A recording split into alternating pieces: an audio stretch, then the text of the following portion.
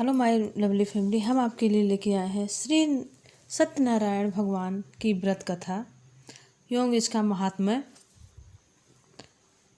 श्री सत्यनारायण व्रत कथा से सभी पापों का नाश होता है और प्रभु की कृपा हमेशा बनी रहती है। तो कथा शुरू करते हैं। कथा आपको अच्छी लगे तो प्लीज़ लाइक शेयर सब्सक्राइब करिएगा।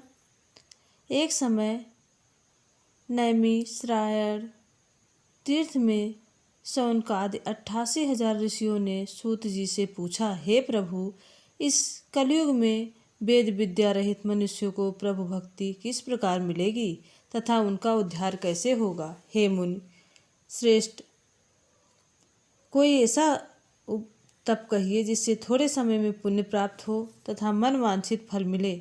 वह कथा सुनने की हमारी प्रबल इच्छा है।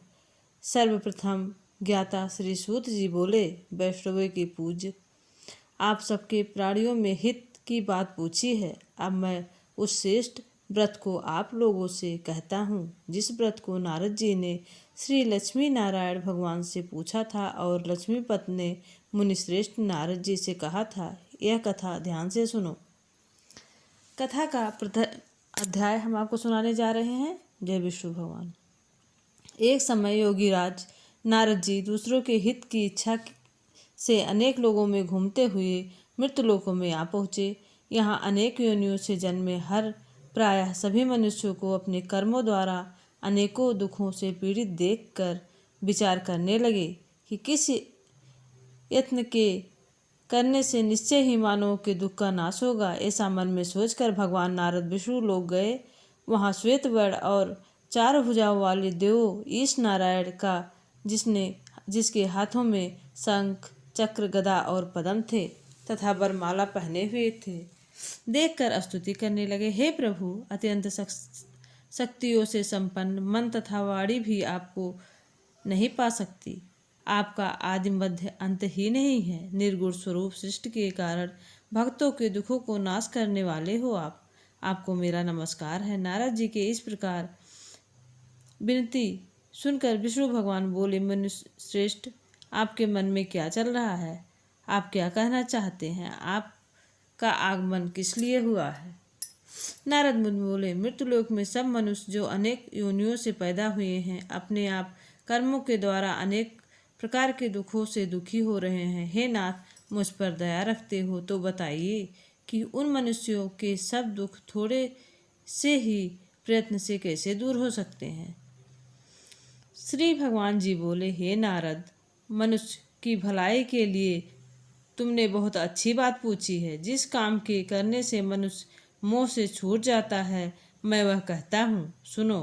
बहुत पुण्य देने वाला स्वर्ग तथा मृत्युलोक दोनों में दुर्लभ या उत्तम व्रत है। आज मैं प्रेम बस होकर तुमसे कहता हूँ।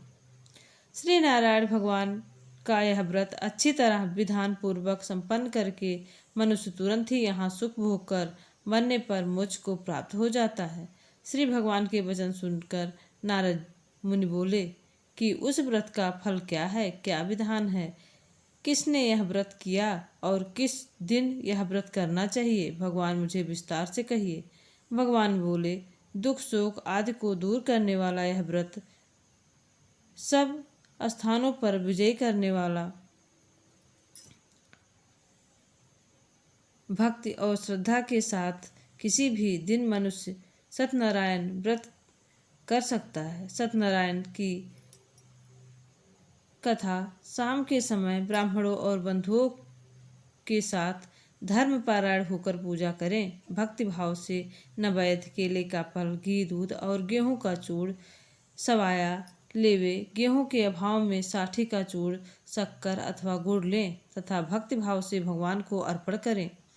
बंधु बांधवों सहित ब्राह्मणों को भोजन करावें, पश्चात स्वयं भोजन करें। रात में नृत्य गीत आदि का आयोजन, सत्संग आदि का आयोजन करना चाहिए। श्री सत्यनारायण व्रत का स्मरण करता हुआ उस मनुष्य को समय व्यतीत करना चाहिए। इस व्रत को करने पर मनुष्य की इच्छा निश्चय ही पूरी होती है। विशेषकर काल में मृत्यु होने पर वह मोक्ष को प्राप्त करता है। यहाँ पहला अध्याय समाप्त होता है। दूसरे अध्याय की कथा हम प्रारंभ करते हैं। जय विष्णु भगवान। सूत जी बोले, हे ऋषियों, जिससे पहले समय में इस व्रत को किया उसका इतिहास ध्यान से सुनिए। सुंदर काशीपुर नगरी में एक अत्यंत निर्धर्म ब्राह्मण रहता था। वह भूख और प्यास से बेचैन हुआ पृथ्वी पर घूमता था। ब्राह्मणों से प्रेम करने वाले श्री भगवान ने ब्राह्मण को दुखी देखकर बूढ़े ब्राह्मण का रूप धारण कर उनके पास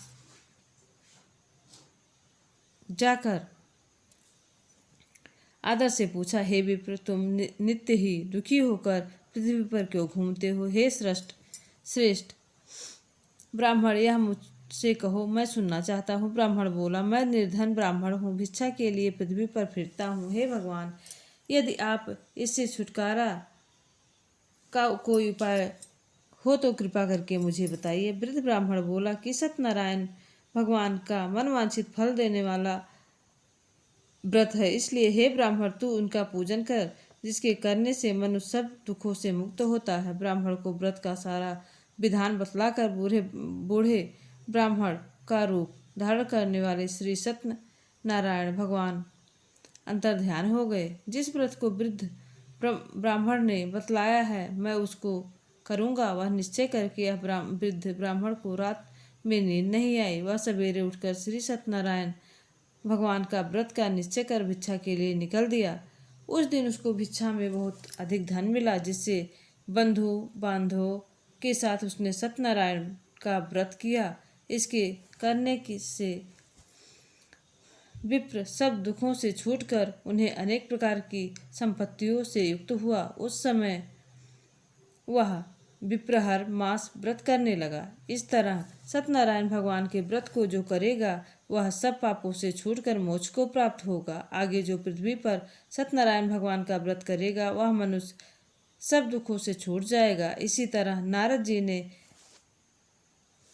नारद जी से नारायण का कहा हुआ यह व्रत मैंने तुमसे कहा है। हे विप्रो, मैं अब और क्या कहूँ? ऋषि बोले, हे मुनिवर, संसार में इस विप्र से सुनकर किस किस ने इस व्रत को किया है, हम सब सुनना चाहते हैं। इसके लिए हमारे मन में श्रद्धा है। सूत जी बोले, हे मुनियों, जिसने यह व्रत किया है वह सब सुनो। एक समय वह वृद्ध ब्राह्मण धन और ईश्वर के अनुसार बंधियों बांधवों के साथ व्रत करने को तैयार हुआ। उसी समय एक लकड़ी बेचने वाला बूढ़ा आदमी और बाहर लकड़ी बेचने वाला बूढ़ा ब्राह्मण आया और बाहर लकड़ियों को रखकर विप्र के मकान में गया। प्यास से दुखी लकड़हारा उसको व्रत करते देखकर विप्र को नमस्कार कर कहने लगा कि आप यह किसका पूजन कर रहे हैं और इस व्रत के करने से क्या फल मिलता है? कृपा करके मुझसे कहो। ब्राह्मण ने कहा, सब मनोकामनाओं को पूरा करने वाला यह श्री सत्यनारायण भगवान का व्रत है। इसकी ही कृपा से मेरे यहाँ धन धान्य आदि की वृद्धि हुई है। विप्र से इस व्रत के बारे में जानकर लकड़हारा बहुत प्रसन्न हुआ। भगवान को चरणामृत और भोजन करने के बाद अपने घर को गया। लकड़हारे ने अपने मन में इस प्रकार संकल्प किया कि आज ग्राम में लकड़ी बेचने से जो धन मिलेगा उसी से सत्यनारायण देव का उत्तम व्रत करूंगा। यह मन में विचार कर वह बूढ़ा आदमी लकड़ियों को सिर पर रखकर जिस नगर में धनवान लोग रहते थे वहां गया।